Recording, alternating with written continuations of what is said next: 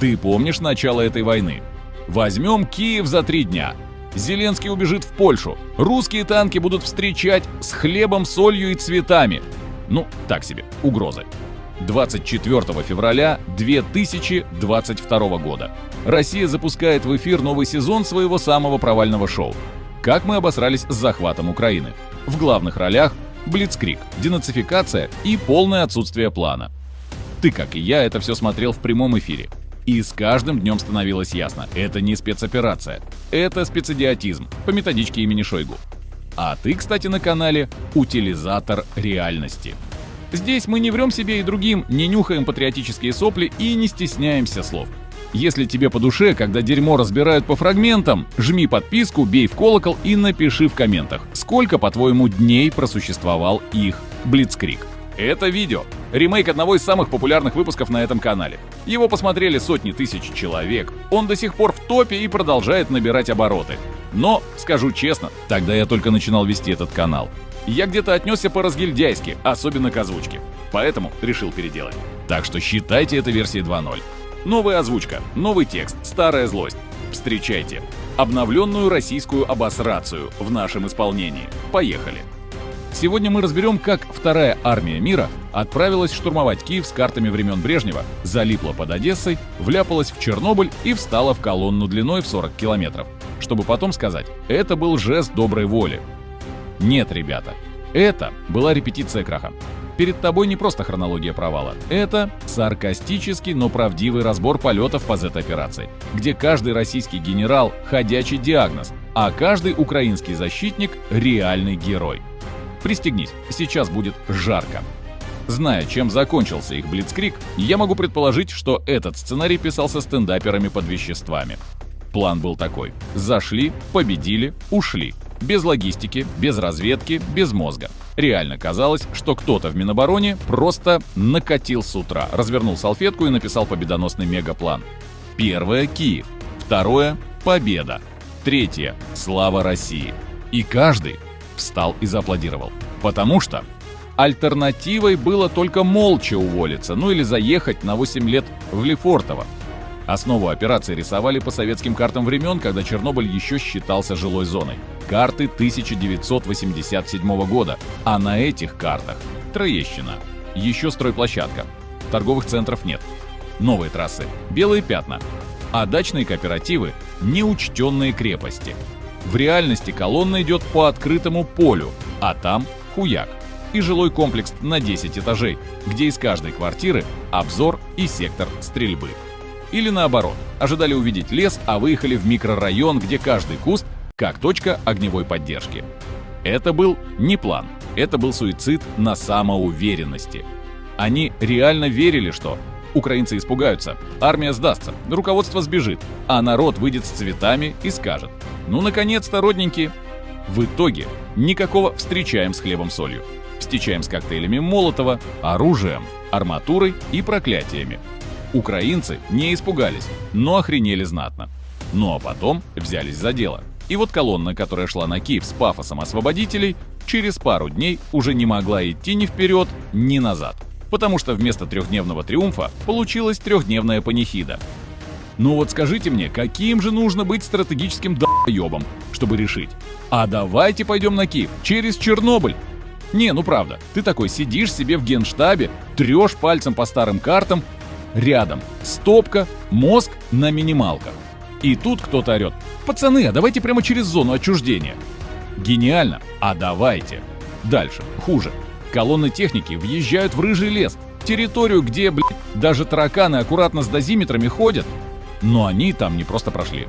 Они начали копать окопы в земле, которую нормальные люди даже взглядом стараются не трогать. Это был не военный маневр. Это было воссоздание сталкера во формате дебильного реалити. Причем без сценария и без понимания, куда вообще они влезли. Никакой разведки, никакой логистики. Фон от 20 до 120 микрорентген.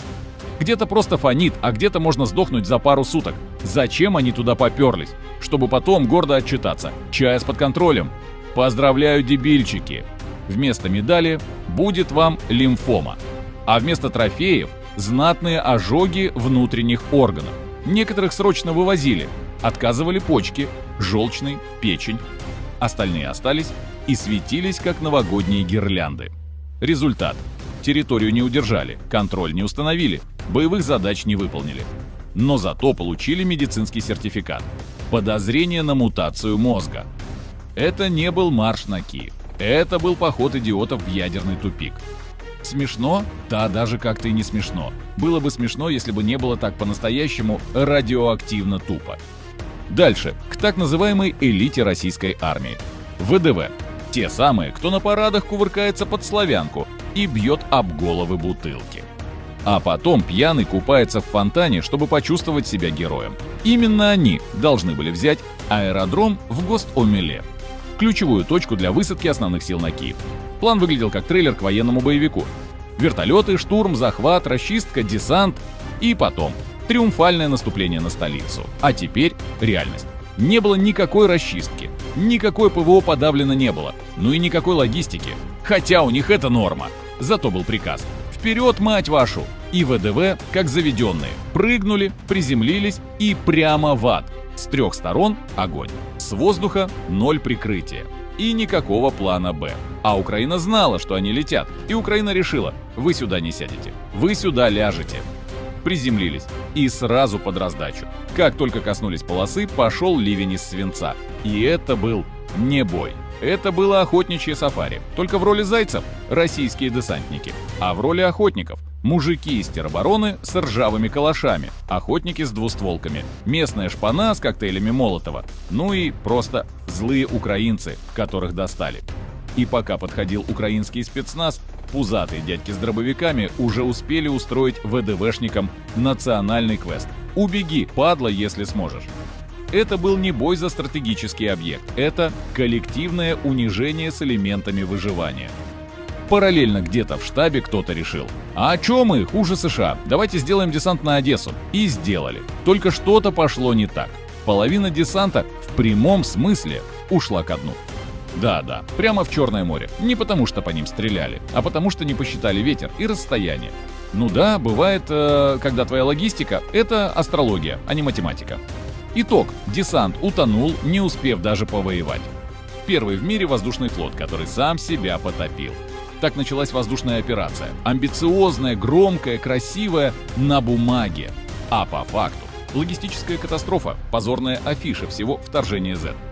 Это был не десант, это был парад военной недееспособности.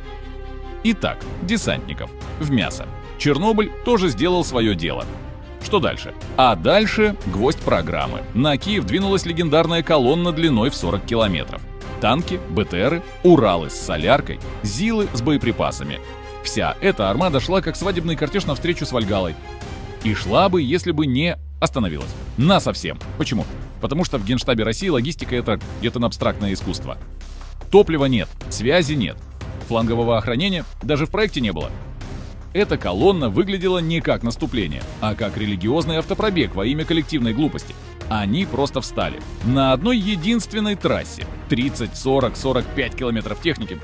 Для кого угодно. Артиллерии, дронов, дачников с коктейлями и монтировками и, конечно, для украинских ДРГ, которые вгрызались в эту колонну, как крысы в бесплатный сыр. Резали по частям, били по хвосту, по центру, по голове, сжигали бензовозы, рвали связь, пугали, калечили и добивали. А командование стояло рядом и ждало приказа. Связь отрубилась. Никто не знал, что делать. Да никто даже не задал вопрос. А что, если колонна вдруг встанет? Вся, в одной точке. В итоге техники сгорело на миллионы. Солдаты тупо замерзали в танках, ели снег из сугробов, дрались за воду, офицеры сваливали. Мораль испарялась быстрее, чем дизель на морозе. Это не был штурм Киева. Это был военный шведский стол для всей украинской армии. Каждый, у кого был калаш или хотя бы пластиковая бутылка с бензином, участвовал в этом фестивале. Вся эта колонна оказалась не боевой единицей, а массовым самоубийством на гусеницах. Потому что Вторая армия мира снова забыла, что 2022 год — это не 1943. Слышал когда-нибудь такую историю? 12 человек против вражеской колонны, без техники, без поддержки, без дронов, без шансов, по всем законам войны. Это Буча, 2022 год. Ровно дюжина. Кто-то с автоматом, кто-то с гранатометом, кто-то просто с настроением «не отступим». А с другой стороны бронетехника, БМД, кадыровцы, десант, связь, шевроны, понты. И что? Эти 12 врезали первыми, сожгли головные машины. Колонна встала. Командиры в панике, десантники как вкопанные. Кадыровцы орут в рацию. Один из них, кстати, начал палить по памятнику. Реально, по монументу. Страх вышиб им из головы все, кроме маразма. Тишина. Никакой связи. Разведки нет. И только в голове один вопрос. Сколько их? Ощущение, как будто батальон. На самом деле 12 отбитых, но собранных пацанов. Кто-то из местных, кто-то из теробороны, кто-то, возможно, вообще в кроссовках. Но с одной мыслью. Ты пришел сюда, ты тут и останешься. И остановили. Ни ЗСУ, ни артбригада. Они, эти 12, они вогнали колонну в ступор. Они сорвали наступление. Они заставили вторую армию мира бежать. Не по плану, а по фрагментам. Потому что никто здесь вас не ждал. С коктейлями, ненавистью, монтировками и жестким пониманием. Вы не освободители. Вы агрессоры. Мясо. И вот с этого момента начался настоящий ад для захватчиков. Народный отпор. Без сценария, без формы, без пафоса. За один день в Киеве раздали 50 тысяч автоматов. Вчера ты, айтишник с айфоном, сегодня мужик с АК, стоишь на блокпосту и учишь таких же, как правильно стрелять по врагу. С запада страны.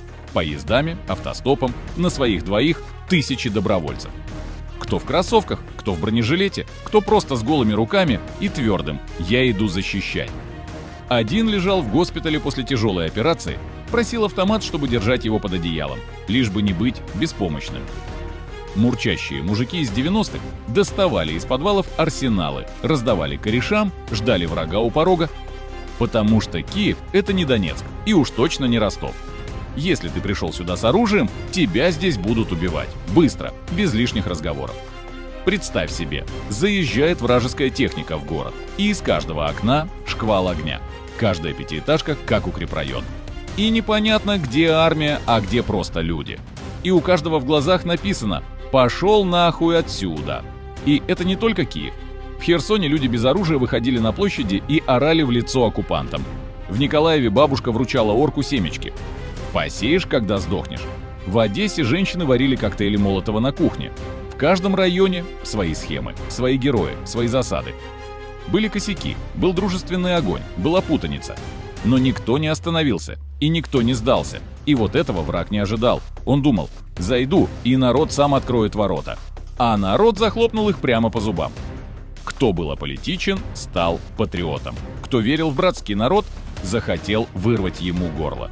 Не с цветами встречали, с ненавистью, с отвращением, с оружием.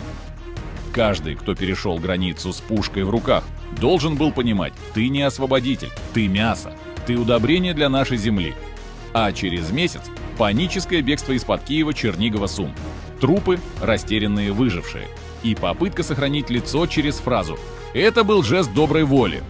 Да, конечно, после того, как вас разнесли в щепки, ушли сами, по-доброму, по-душевному, с автоматом в жопе. Война уже проиграна, все остальное — агония. Кровавая, тупая, бессмысленная. Разрушенные города, убитые мирные. Это не цена победы, это истерика проигравшего. Задача — сломать Украину — провалена. Руководство — живо.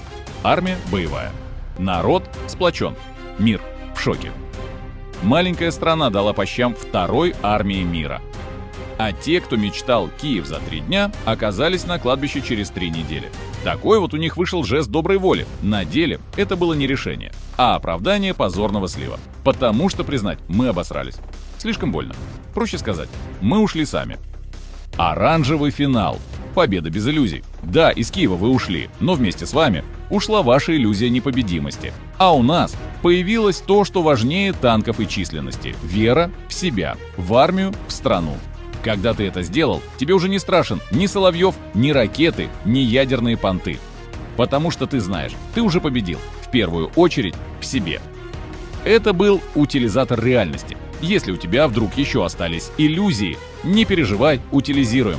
Аккуратно по частям в следующих выпусках. Подписывайся, делись этим видео с друзьями. Особенно с теми, кто все еще верит в вторую армию мира. И главное, Мы не пропаганда, мы последствия.